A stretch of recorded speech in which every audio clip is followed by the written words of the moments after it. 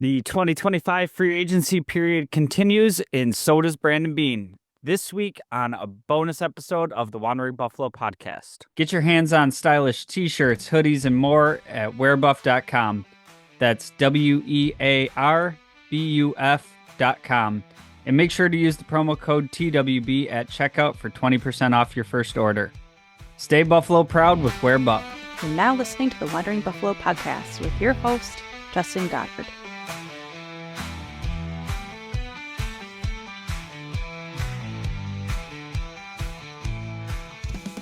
Bills Mafia, welcome into this bonus episode of the Wandering Buffalo podcast, a show on the Buffalo Fanbase Podcast Network. My name is Justin, and I am your host today, and this is a little bonus episode, maybe a little surprise for those of you out there who do subscribe. If you're not subscribed and you see this late, here it is, and okay, it's like I've been talking about through this offseason so far, in particular when we get rolling with this free agency period. Things happen so quickly and things change so much at this time of year. It's really difficult being a once-a-week podcast to make sure that we're touching on everything as it's relevant. And this time of year in particular, I mean, I finished recording the last episode, and within like 2 hours, there's like 4 more moves to talk about. And, you know, it was pretty easy. Bills players sticking around, housekeeping type moves. I was going to kind of wait to address that till the next episode. And then we had a couple bigger things start happening. So wanted to get an episode out to you guys. Appreciate you subscribing. Appreciate you following along.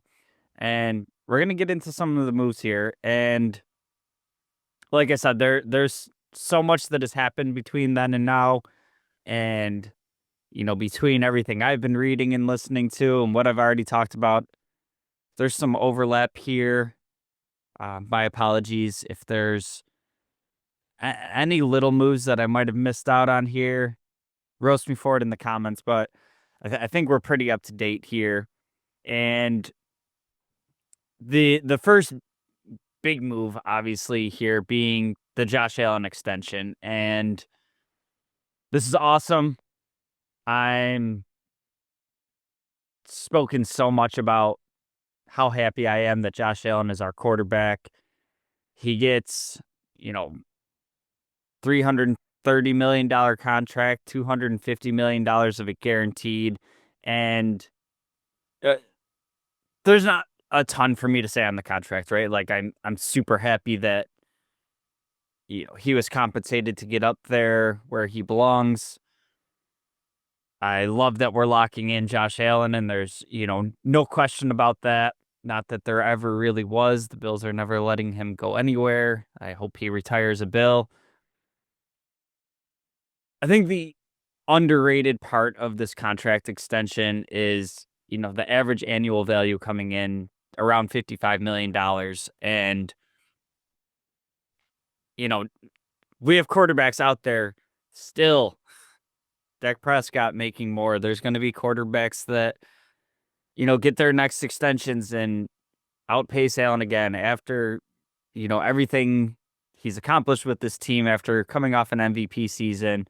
And he was kind of asked about that. And, it's just not really the way that contracts work that, he could say, whatever, I just want to make $20 million next year and give the rest of the team basically with, the NFLPA and the way contracts are negotiated and worked out. It's kind of like if you did something like that, it would be like a huge disservice to your colleagues, and everybody might not have the same mentality as you. But for a quarterback that has he's one of the faces of the league, and for him to even be in a position where he takes a little less and lets the team structure it the way it makes sense for the team and all that. And he was asked about this, and I just love how humble his answer is of like, I've already been extremely blessed, and it sounds silly, but what's the difference of another $5 million if it can, help the team be better? And I absolutely love that mentality. I think there are quite a few players around the league that are like that, but it's also kind of rare at the quarterback position of like you have the chance to make the most money out of anybody in the NFL. And, you know, maybe people aren't as super aggressive of like outpacing the next guy. I think you see that the most like in the receiver room or like the edge room. But to have the guy that's the leader of your organization have that kind of mentality, I just think that's awesome. And that'll get into the next guy and listening to the press conference after signing, and this guy talked about Josh Allen and pretty much everything I just said about he's the exact kind of leader that you want for your organization. And if you listen to the press conference, I'm talking about Joey Bosa. Pretty big surprise splash signing for the Bills, and subsequently, well, it happened before, but the Bills also did release Von Miller, freeing up cap space and moving on there. And the Bosa signing was one that was kind of a little bit left field for me. And I've worked through a lot of emotions and how I feel about this move. And at the end of the day, I've come to, I really like the move. And there's several reasons why. There's the reasons that I had the debate. And for me, it's more complicated than, you could have just gone and got somebody different. And I think that we saw at least the illusion of huge marquee guys becoming available in Max Crosby and Myles Garrett, and to a certain extent, Trey Hendrickson. And, you know, I can only do what I can with the information I'm giving. And by all accounts, the Bills were in on Myles Garrett. They were calling the Browns and they were making offers. Max Crosby was a little bit more behind the scenes, and that was taken care of before it was ever really an option. And Myles Garrett was, this isn't about money. I want to go compete. And at the end of the day, it was about money. And, you know, at the end of the day, Brandon Beane can make all the phone calls he wants. Myles Garrett was never really available. Trey Hendrickson, I'm sure Brandon Beane made phone calls there too. And for me, that one is probably a lot to do with how Cincinnati's front office runs. I mean, it feels like every offseason we're looking at some weird situation with them. I mean, look no further than T. Higgins being tagged again. Them still messing around with Jamar Chase's contract as that just gets more expensive. Hubbard retires and they still haven't done anything with Hendrickson's contract. And it could have been as simple as the Bengals saying, why would we trade him to the Bills? Like, we have Joe Burrow, we have Jamar Chase, we have T. Higgins. We're intending on being in the playoffs again, and you are one of the biggest obstacles that stands in our way. So you can offer us whatever you want. We're not making the trade. And that happens in football. So when I started looking at all that, and then what is out there for Brandon Beane to make a move at a position that they diagnosed as one of the biggest needs. And I think he did well getting Bosa. And there are concerns here. He's dealt with a lot of injuries. I guess your best case scenario is you hope that as part of a rotation and, understanding that age is becoming a factor, being able to limit reps and do your best to keep him healthy. And I think what I really like the most about this deal is you were able to take like a controlled swing. They brought in a guy that has the ability to be the game wrecker that we're looking for. And in a lot of ways, this feels similar to the Von Miller situation for me when they signed Von Miller originally. Bosa being a little bit of an older guy, but he has a proven track record in this league of being super disruptive. I think your hope here is that you're able to recapture some of that. And they could have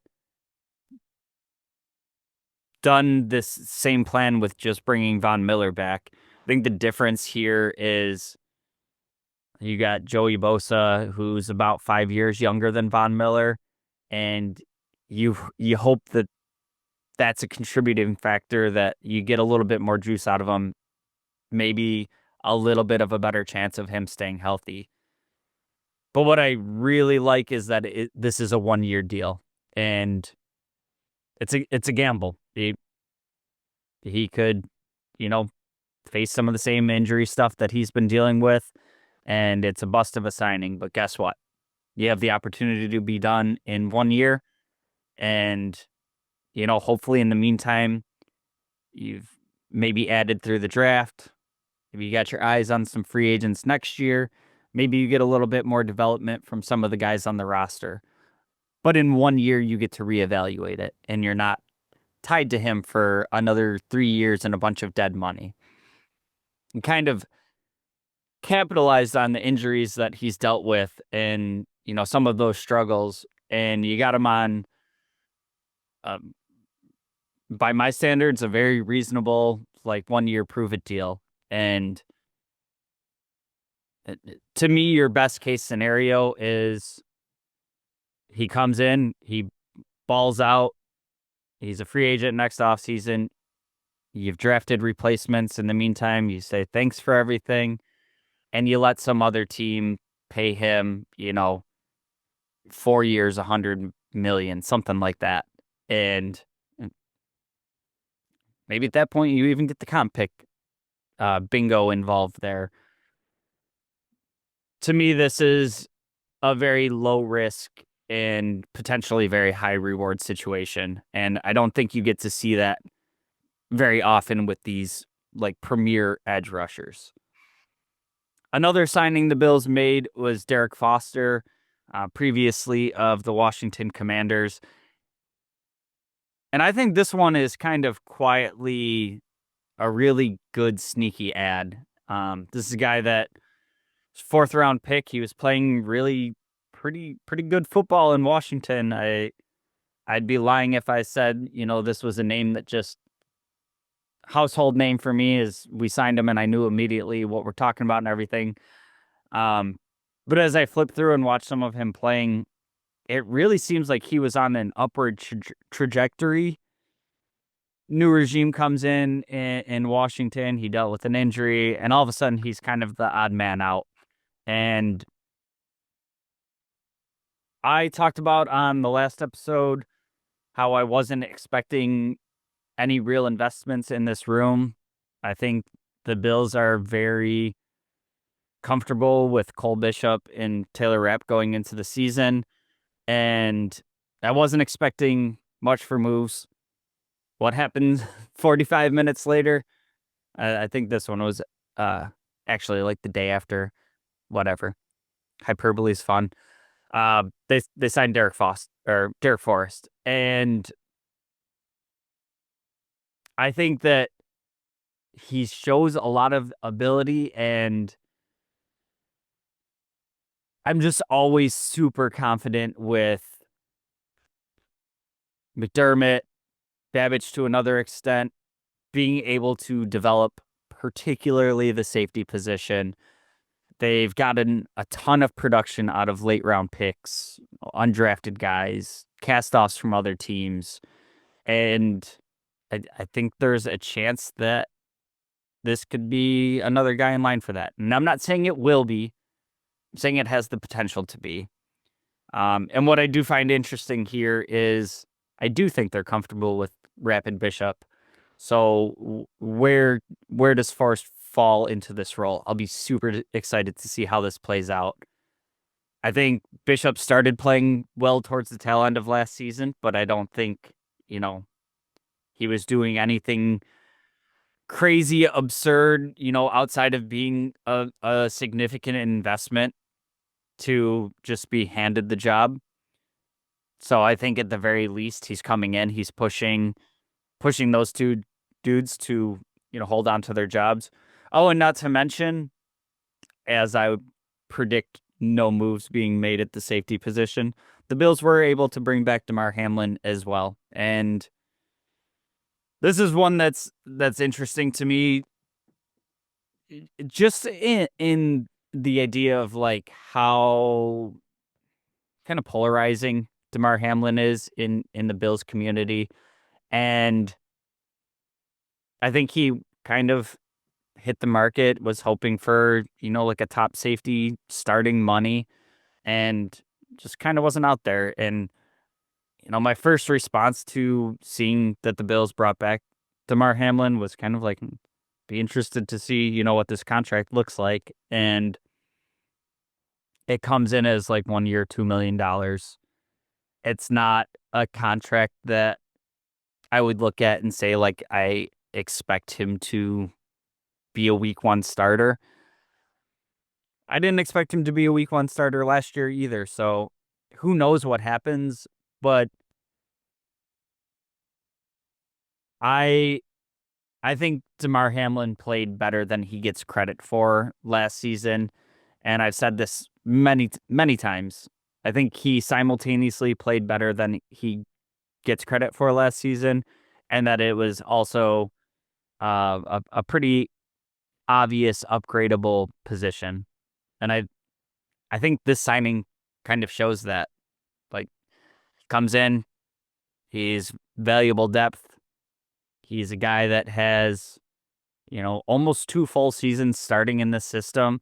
And both of those 2 seasons he started, I don't think he was very much the plan. You look back to his first season starting was because of Micah Hyde injury. And then last season, I mean, Beane and McDermott have been pretty open about they brought Mike Edwards in with the intention of him competing for the starting job. He dealt with an injury. They never really got on the same page. He ends up being released. And I think Cole Bishop kind of also dealing with injuries, missing a lot of like the important training camp type stuff. I don't think Hamlin was really in line to start last year either. So you never really know what's going to happen within a season. To me, this could have been, insert some other vet minimum type safety, and you're going to get about the same production. The difference being here, like, Damar Hamlin's been through a lot with this community. He knows the system. He knows the guys. He knows the coaches. It's more continuity. It's more leadership. It's another voice in the room that knows the culture, knows what's going on. For all of those things at a 1 year, $2 million deal, I can almost go as far to say as I love this. I hope we don't see a ton of him on the field, just because, like I said, I think you could improve there. But I am not upset at all about having him be in the building. Another move on the back end of the defense, the Bills trading Kyer Elam to the Cowboys. And this one came as a bit of a shock to me, especially in terms of compensation, of improving a pick into the 5th round, and I believe also picking up a 7th round pick for a guy that we don't know how this season was going to play out, but if this season was happening next season, I would have expected him to be getting cut. I think this is kind of good for both sides. You're able to get some cap savings this year. You're able to add another pick for a guy that it just hasn't worked so far. And part of me will always cling on to, the fact that I really thought Elam was going to turn a corner at some point, and some of the limited exposure that we got to see when he actually played, he was always around the ball. A play was getting made here and there, and he was grabby, but he'd make up for it with an interception. Part of me will always want to know what it would have looked like with more reps. We don't get to know now. And, Elam never really did anything negative to make me not like him or anything like that. Hopefully, the fresh start for him in Dallas, he can rejuvenate his career a bit, but no longer part of the Bills. And be interesting to see what happens at the cornerback position, because it was already kind of left over as the most pressing need. And it becomes a more pressing need now as a lot of the free agency guys are already gone. We don't want to head into the draft with this being such an obvious glaring need, because last time that happened was the year we drafted Elam. I do think this year is a little bit of a different situation. You have tons of ammo to be able to move around in the draft. If there's a guy you're targeting pretty much outside of Travis Hunter, I think you have the means to be able to get up and do that if you want to. I do fully anticipate another move happening in the secondary, and you know how these things go in free agency. It'll probably happen about 10 minutes after I finish the recording. I expect this to be a move that kind of makes you feel comfortable with the floor going into the draft, and filling a need and not having it be a super obvious hole on your roster, because as of now it's really Christian Benford, Taron Johnson playing the nickel, and Daquan Hardy, Jamarcus Ingram, Corey Couch. I just don't see the Bills going into the draft with that stable of guys there. So I'd expect another move here, and it might be something as simple as getting Russell Douglas back on a 1-year contract, and then you make the draft investment and hope that your young guy is able to beat him out and he becomes meaningful depth. It might be, some other old familiar faces. I'm kind of leaning into former Bills players. One, because there's quite a few of them out there, and two, we know how this coaching staff values people knowing the system. We know that there's a lot of communication, people being on the same page. So you look at, a guy like Dane Jackson that's still out there. I think Levi Wallace is out there. It's not the ideal play, but you at least know exactly what you'd be getting out of those guys. And again, I would think that you would hope that you bring a guy in the draft, and if you added, say, a Dane Jackson, it's back to, hey, Dane, thanks for coming in. You're going to be competing. And the secret messaging being, we hope you lose this job. And again, you then have meaningful depth that knows the system, can, be a veteran voice in the room. Rounding out a couple of things that happened. These ones were retaining our own guys. I know they hit free agent, but they'll always be my guys. Last episode, we kind of left off at Darrington Evans being signed and hoping and thinking that it didn't preclude Ty Johnson from coming back, and it in fact did not. Ty Johnson was signed back to a 2-year deal with the Bills, and the Bills brought back Reggie Gilliam as well. And these are two moves that I wanted to happen. I thought they were pretty straightforward, no-brainers. Ty Johnson, for all the things he does for this team. Josh Allen calling him the best third down running back in the league. He's the guy in the room that you trust in pass protection, closing out games, really in lockstep with Josh Allen in the passing game. Thought that was a pretty simple no-brainer. And then Reggie Gilliam, we saw his usage just increase throughout the year, as it got colder and they leaned into, bigger guys and heavy run formations. He was a big part of this run game. He contributes in all kinds of areas on special teams. I saw the 49ers had released Kyle Juszczyk, and I was watching them. I thought San Francisco might try to take my guy Reggie Gilliam. Fortunately, Bills were able to bring him back in, and I'm as excited about that move as I can be for a fullback move in 2025 NFL. So glad Reggie Gilliam's back. The Bills also did release Sam Martin. Obviously, we added Jake Camarda to a futures contract last year. I'd imagine that some competition gets brought in for him, and we see how that plays out throughout training camp and, this offseason. But that should be it. I think we're all up to date on moves. Like I said, I fully anticipate at least one more move happening sometime fairly soon to address that cornerback 2 position.